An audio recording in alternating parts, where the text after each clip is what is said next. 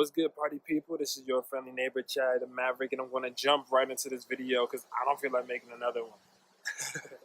Anyway, so right now we're in this time frame where we need to all get deeper into our heart space. The reason why we need to get deeper into our heart space during this time frame is because this heart space is going to allow us to communicate what we need and want better than ever before. Right now, we're in a new moon in Gemini. So, with that being said, this new moon is creating this new sense of legitimate adventure. Like, it's weird. I feel like the way that it gets set up is that whatever you vision quest out in like Sagittarius season, is essentially what starts to come about in Gemini season. And now it's about trying to connect with those people that are necessary in order for you to start excelling on your time frame. So this Gemini season is bringing in a lot of new, fresh start, fresh wind energy. If you've understood, like since I've been out here, the wind keeps blowing, but it's a very gentle breeze. It's a very like flowing energy. It's very inviting in a lot of ways. It's not harsh at all. It's just letting it kind of flow. It's like this, as the phrase goes, there's magic in the air, right? This new moon in Gemini is bringing magic into the air. With that being said, I want to break down a couple of things from what I've kind of reflected on, what I've also looked at and researched. So I'm going to be going through all of these things right now. But make sure you leave a like, comment, share, subscribe, tell your friends, this, that, and the third. Definitely trying to get more out there. This summer's going to be a scorcher, yo. So let's get it. Anyway, with that being said, right? Everyone is kind of conditioned in a sense to take progress as something that's physical. People tend to want something physical to prove that they're making progress. For example, a lot of people cling to the idea of getting certificates and etc. in order for them to prove that they have had a certain set of experience. However, just having a certificate in something doesn't prove that you've actually made the progress or that you've actually even learned anything, to be honest. Getting a certificate requires you to fill in certain blanks and agendas. Now, don't get me wrong. There's some certificates where it's like you were totally did 100%. But just the idea of a certificate itself doesn't necessarily make you an expert. Or correction, it can make you an expert. This is kind of touch on my last video. It can make you an expert, but it doesn't make you a master. I think that's the one thing. Like true progress doesn't necessarily have to make or have to have physical manifestations in order for it to be the thing, right? With that being said, every human being on earth is inclined to a certain sense of hunger. As humans, we are very hungry. And this hunger doesn't necessarily just have to mean food. When it comes to the human hunger, this is the hunger for experience. It's the hunger for the serotonin rushes. It's the hunger for that feeling of bliss. It's a certain type of hunger. But this hunger also means like, there could be drugs, it could be food, it could be sex, business, religion, science, even fighting and war, etc. These things that give us like a boost to ourselves. These like serotonin level spikers that make us feel. As humans, we want to feel. I think one of the biggest things with human experience is just the idea that we can feel and communicate. We get too lost up in the mind a lot of the times because nothing on the outside of us can replace what naturally occurs within our body's chemistry. So what occurs in our body's chemistry, we often tend to look for external things to supplement that in comparison to understanding that using something on an external note, let's say like a drug, let's say it's like sex, let's say it's anything like that, anything that was external first in that capacity had to at least be first inside of you in order for it to recognize it when you take it in, right? So with that being said, as the great wind blows, with that being said, people are hungry for these feelings, but it creates impatience.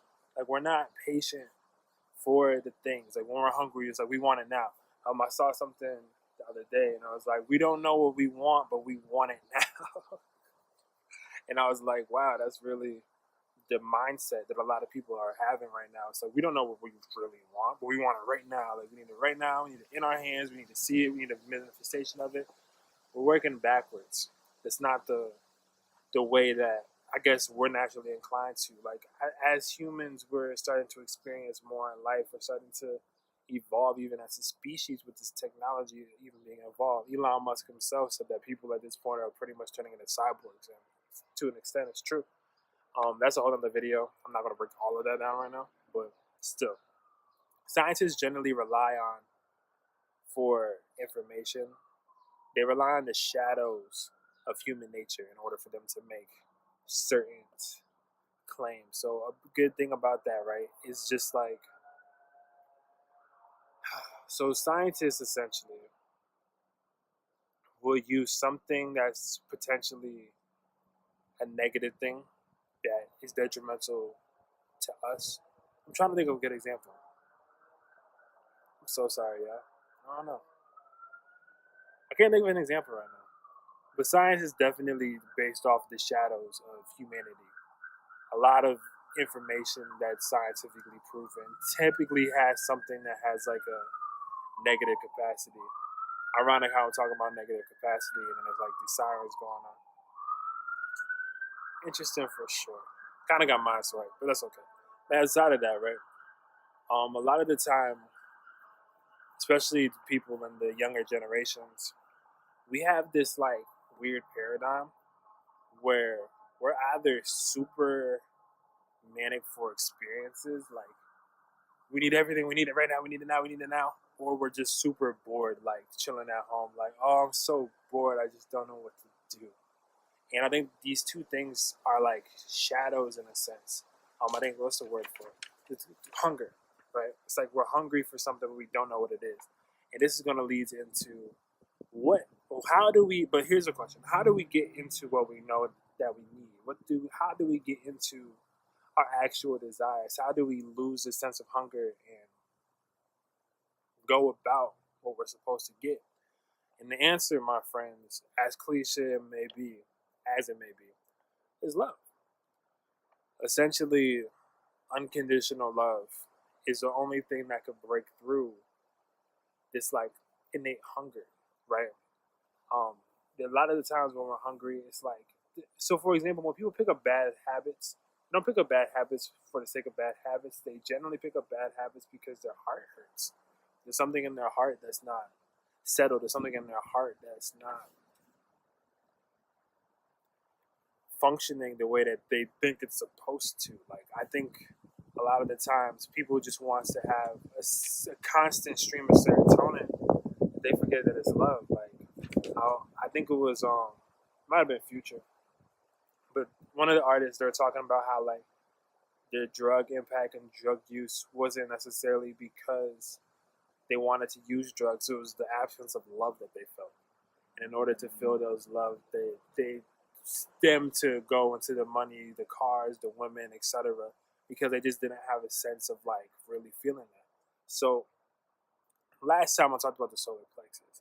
And if you have been working with your solar plexus, this is awesome because this is going to help you out for this next facet, next portion. Because as of right now, we need to get into our heart space. And so the solar plexus is kind of like the set roots for the heart to shine, right? So there's roots down here, and for the heart to shine, they have to start to blossom.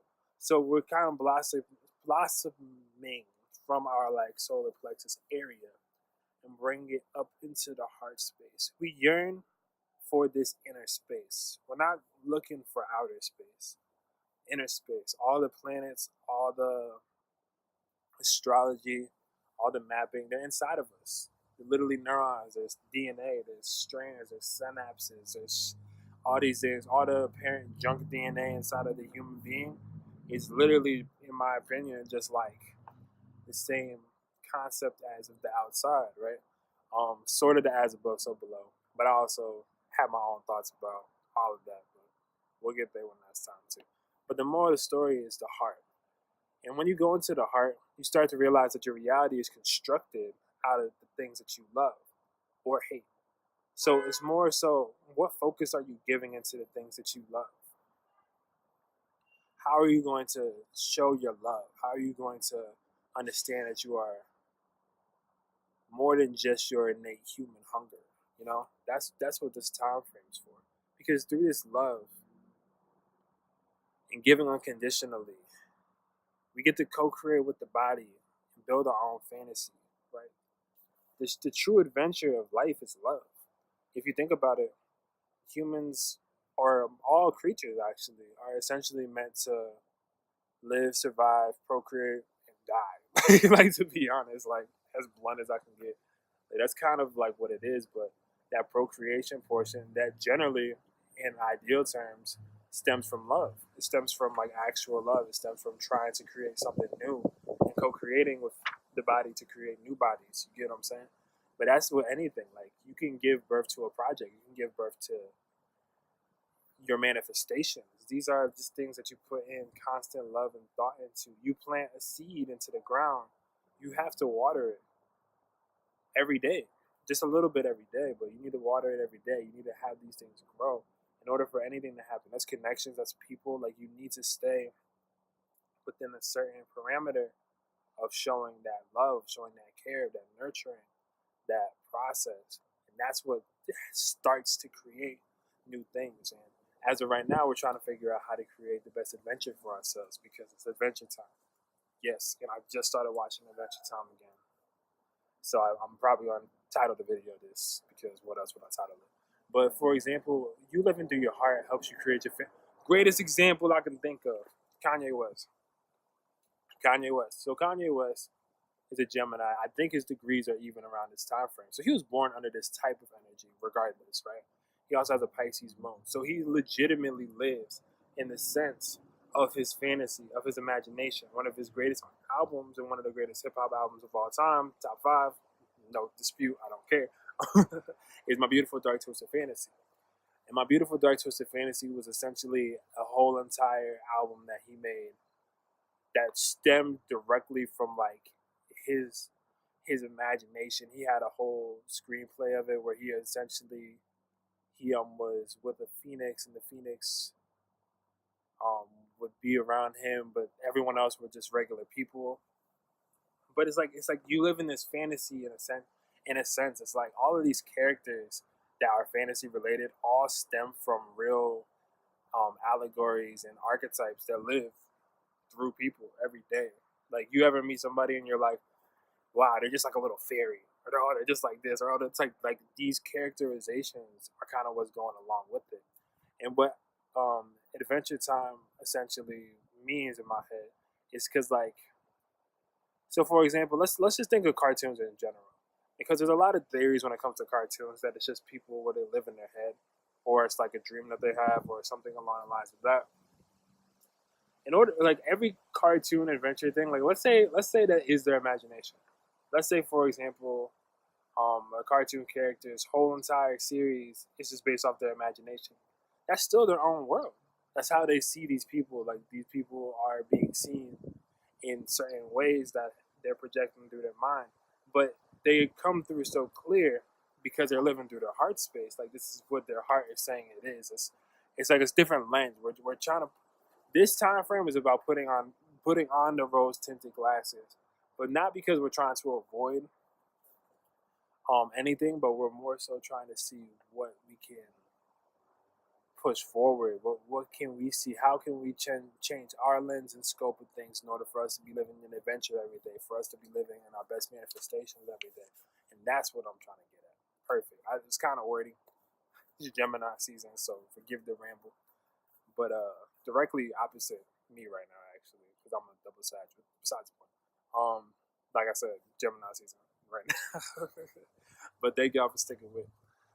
But the main point I'm trying to get through with all of this is that we are boundless as people, as beings, as whatever you want to put it as, souls in a human flesh suit, which just sounds really weird, but whatever.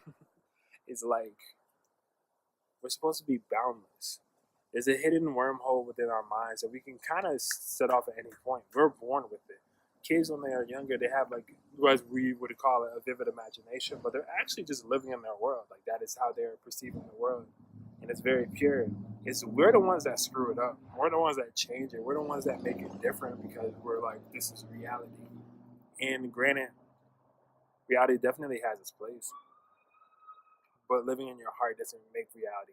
There's nothing rational about love. There's nothing logical about love. There's nothing. Love doesn't make sense.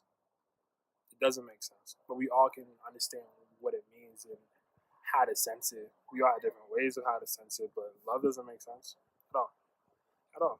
Like, I'm not trying to be here like, yeah, all love, bro. Namaste. But at the same time, like, love is essentially the one thing that transcends all.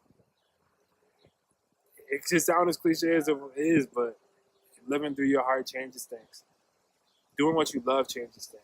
Love's the only thing that can break through the laws of the cosmos that are already in place. Love's the only thing that can transcend the idea of what... Love transcends the world of form. Transcends what we already have established as physical objects. Love is real, love is free. Love grants you the power of grace. Now it's for the love of adventure. What adventure are you trying to go on? What adventure are you trying to set forth? Plan out what you want to do this summer. Live through your heart. Be ready to live through your heart this summer. The summer's going to be fun as hell. Like, fun as hell. I forgot exactly what transit was, but it's going to be a Jupiter aspect that was similar to the one from 2016. Because everybody apparently is like, oh, summer 2016 was it? And it wasn't. Summer 2016, for me personally, I lost mad weight.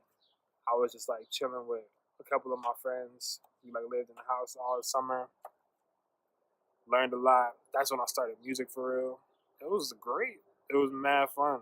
Literally like going out, different nights and stuff like that. Meeting a bunch of new people, art, photography, all that good stuff.